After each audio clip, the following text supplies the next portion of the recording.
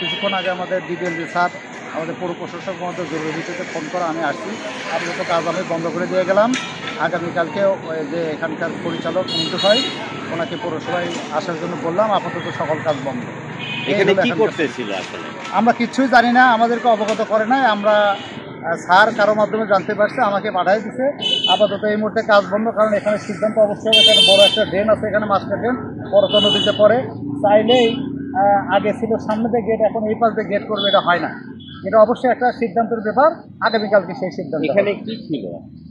এখানে আমাদের অনেক আগেকার ডাস্টবিন, পরবর্তীতে ওটাও করছি। দুটো ডাস্টবিন আমাদের ইনঅ্যাক্টিভ। ডাস্টবিন থাক আর না থাক সেটা বিষয় না, একটা রাস্তা থেকে একটা প্রতিষ্ঠানের একটা গেট হবে, অবশ্যই আলোচনা করেই করতে হবে। এটা কি অনুমতি নিয়ে তারা ভেঙেছে? না, আমাদেরকে বলে নাই, পৌরসভা কেউ জানে না। আমরা মাত্র জানতে পারলাম, জানা পরে আমরা চলে এসেছি। আপনার নামটা? আমার নাম হুমায়ুন কবির, উপসহকারী প্রকল্প।